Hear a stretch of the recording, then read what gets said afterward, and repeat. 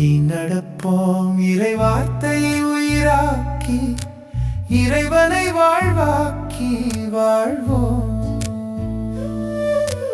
வாருங்கள், இறை வார்த்தையை அறிந்து அன்பு செய்து சாட்சிகளா.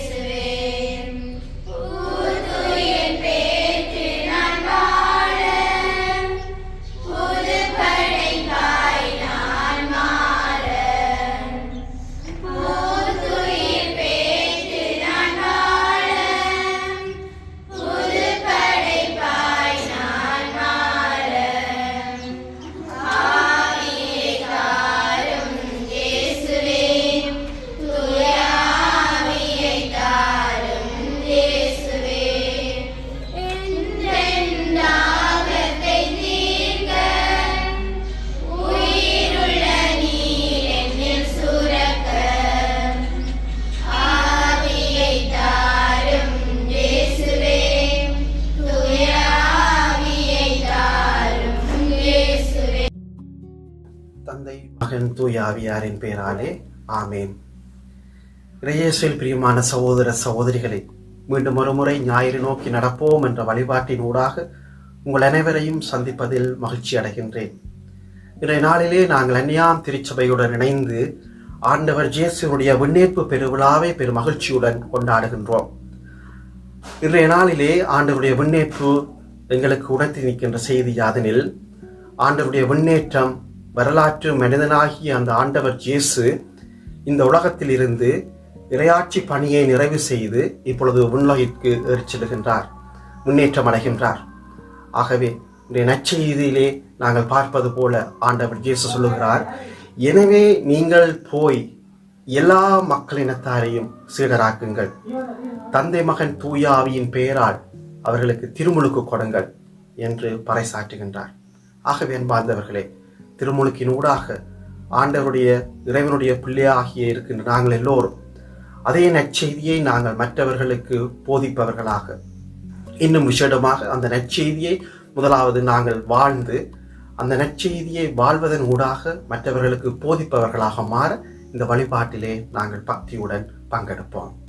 அன்பான தந்தையே இறைவா, இன்றைய இந்த நாளை தந்தமைக்காக உமக்கு நன்றி கூறுகின்றோம். இந்த நாளில் நாம் செய்ய போகின்ற அனைத்து செயல்களிலும் நம்முடைய நீதானே கூட இருந்து வழிநடத்தியலும் ஆமென். கருணை நிறைந்த ஆண்டவரே, உலக நாடுகளில் நடைபெறும் போர், பிரிவுகள், அநீதிகள் அனைத்தும் நீங்கி சமாதானமும் நீதியும் நிறைந்த ஆட்சி நிலவ வேண்டுமெனவும் ஆண்டவர் சாமே அவர்களுக்கு ஞானத்தையும் ஆற்றல்களையும் நிறைவாக கொடுத்தருளும் ஆமென். அன்பான ஆண்டவரே, எமது நாட்டு மக்களுக்காக வேண்டுவோம். எமது நாட்டில் நிலவி வரும் பொருளாதார நெருக்கடிகள் நீங்கி மற்றும் நாட்டில் நிலவி வரும் அமைதியின்மை நீங்கி எமது நாட்டு மக்கள் அமைதியான சமாதானம் நிறைந்த மகிழ்ச்சியான வாழ்வை அளித்தருளும் ஆமென். இவைகளெல்லாம் எங்கள் ஆண்டவர் இயேசு கிறிஸ்து வழியாக உம்மை பார்த்து மன்றாடுகின்றோம். ஆமென். ஆண்டவரின் விண்ணேற்பை கொண்டாடும் நாம் இன்றைய நாளில் 47வது திருப்பாடலை சிந்திக்க அழைக்கப்படுகின்றோம். ஆண்டவர் கடவுளின் அரியணையில் வீற்றிருந்து அனைத்துலக மக்களையும் அரசாளும் வேந்தராக இத்திருப்பாடல் கூறுகின்றது. ஆம், கடவுளின் அரசு விண்ணிலிருந்து மண்ணிற்கு வந்தது என்றும் திரும்பவும் அது விண்ணிற்கு சென்றது என்றும் நமது நம்பிக்கை நமக்கு எடுத்தியம்புகிறது. ஆண்டவர் வானங்களிடையே பவனியாகவும் ஆரவார ஒளியுடன் செல்கின்றார். இந்த திருப்பாடலுக்கு செவிமடுத்து நமது அரசரை மூவுலகை ஆளும் மாவேந்தரை கொண்டாடுவோம். மதுரை பாடல் பல்லவியாக எக்காலம் முழங்கிடவே உயரே ஏறுகிறார் ஆண்டவர். திருப்பா 47.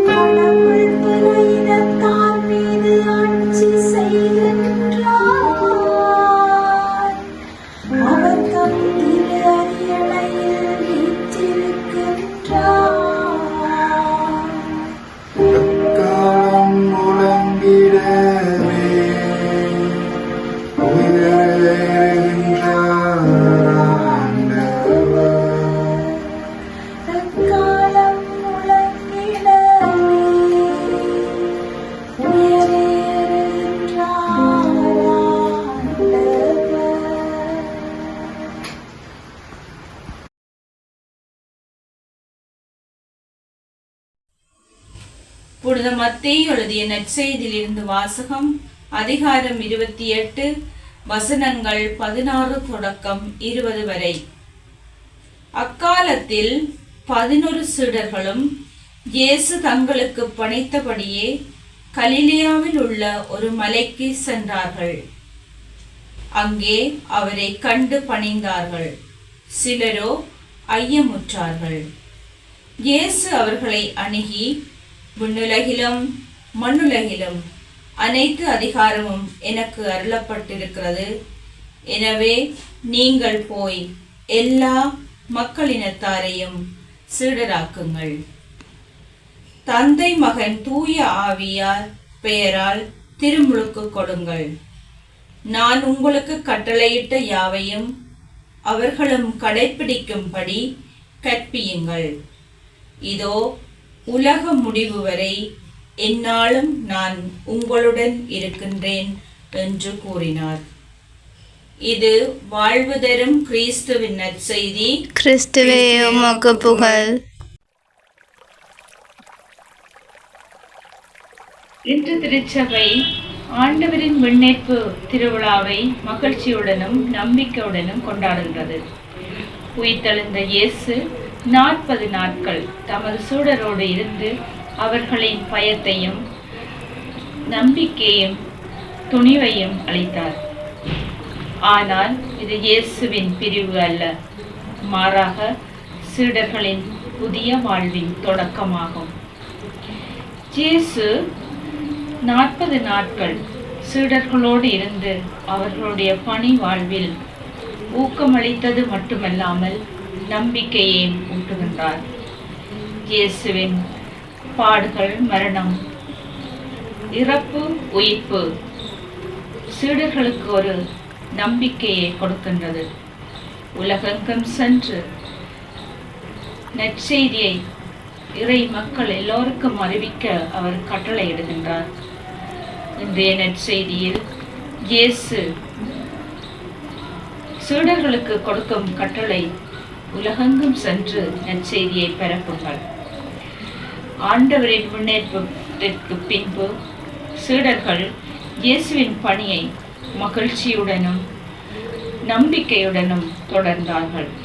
உலகெங்கும் சென்று பலவிதமான மக்களுக்கு பலவிதமான தேவைகளோடு பணியாற்றியது மட்டுமல்லாமல் ஆண்டவருடைய அன்பையும் அவருடைய உயிர்ப்பையும் அவரை ஆண்டவர் என்ற நம்பிக்கையும் இறை மக்களுக்கு கொடுக்கின்றார்கள். நற்செய்தியின் அறிவிப்பாளர்களாக மாறியது மட்டுமல்லாமல் நற்செய்தியை உலகெங்கும் பரப்பி இறைவனுடைய சாட்சிகளாக வாழ்கின்றார்கள் என்பதை இன்றைய வாசகங்களின் ஊடாக நாம் திட்ட தெளிவாக தெரிந்து கொள்கின்றோம்.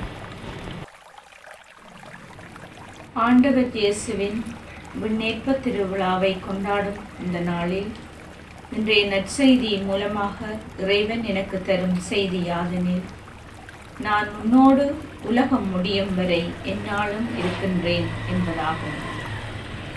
ஆண்டவருடைய பணி செய்ய அழைக்கப்பட்ட எனக்கு இறைவன் கொடுக்கும் வாக்குறுதி, உலகெங்கும் சென்று படைப்புக்கெல்லாம் நற்செய்தியை அறிவியுங்கள்.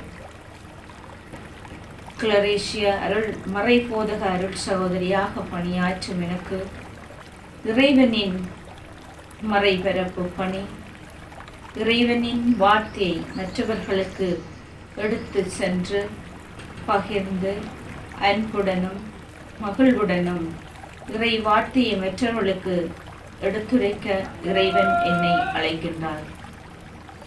இன்றைய விண்ணேற்பு திருவிழா அன்று இறைவன் கொடுத்த வாக்குறுதியை நம்பிக்கையோடும் துணிவோடும் சீடர்கள் நிறைவேற்றினார்கள். அதே நம்பிக்கையும் துணிவுடனும் செயலாற்ற இறைவன் இன்று என்னை அழைக்கின்றார். என்னுடைய வாழ்க்கை பயணத்தில் ஏற்படும் சவால்கள், துன்பங்கள் எல்லாவற்றையும் துணிவுடன் தாங்கி இறைவனுடைய நற்செய்தியை மற்றவர்களுக்கு பறைசாற்ற துணிவுடன் அதை எடுத்து செல்ல இறைவன் எனக்கு அழைப்பு விடுக்கின்றார். இன்றைய வாசகங்கள் ஒவ்வொன்றும் இறைவனுடைய வார்த்தை ஒரு வார்த்தையின் கருவியாக மாற அழைப்பு விடுக்கின்றது.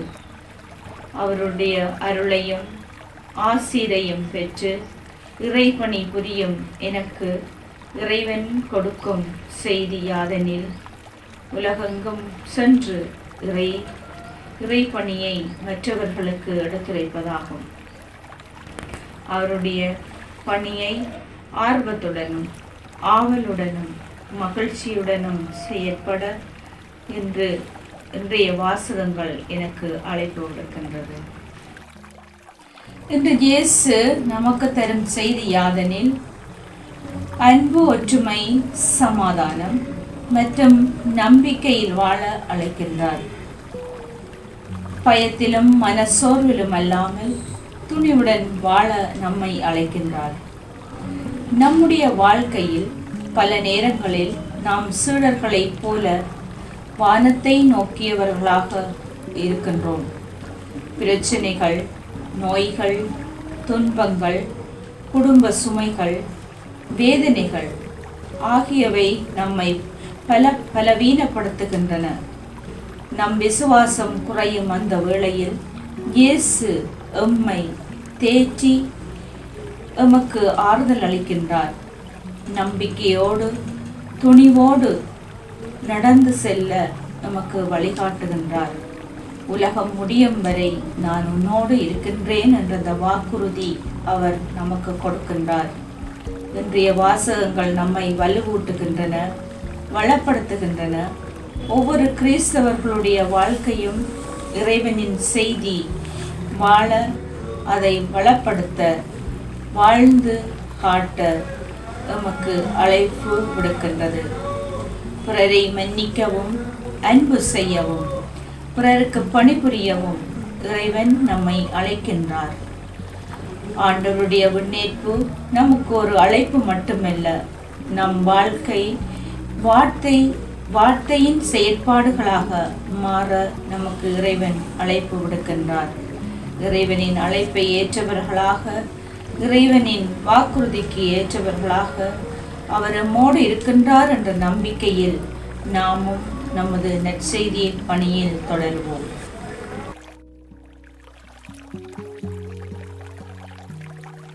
கருணையுமுள்ள இறைவா, கடந்த வாரம் முழுவதும் எம்மை காத்து வழிநடத்தியமைக்காக உமக்கு கோடி நன்றிகள்.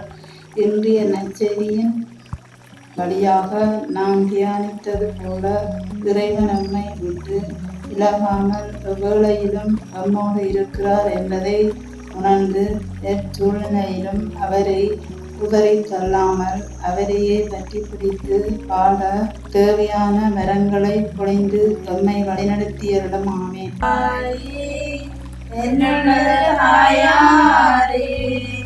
இந்த நாள் முழுவதும் எங்களை சனிமனத்திலும் சாவான பாவத்திலும் சகல பொல்லாப்புகளில் இருந்தும் பார்த்துக் கொள்ளும். மரியாயே எங்கள் தாயாரே, இந்த நாள் முழுவதும் எங்களை சனிமனத்திலும் சாவான பாவத்திலும் சகல பொல்லாப்புகளில் இருந்தும் பார்த்துக் கொள்ளும். மரியாயே எங்கள் தாயாரே, இந்த நாள் முழுவதும் எங்களை சனிமனத்திலும் சாவான பாவத்திலும் சகல பொல்லாப்புகளில் இருந்து பார்த்துக் கொள்ளும். ஆண்டவர் உங்களோடு இருப்பாராக, உம் ஆன்மாவோடு இருப்பாராக. எல்லாம் வல்ல இறைவன் தந்தை, மகன், தூய ஆவியார் எல்லோரையும் நிறைவாக ஆசீர்வதிப்பாராக. ஆமென்.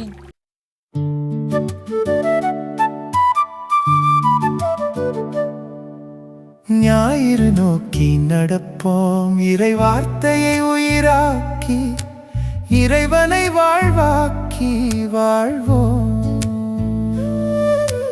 வாருங்கள், இறை வார்த்தையை அறிந்து அன்பு செய்து சாட்சிகளா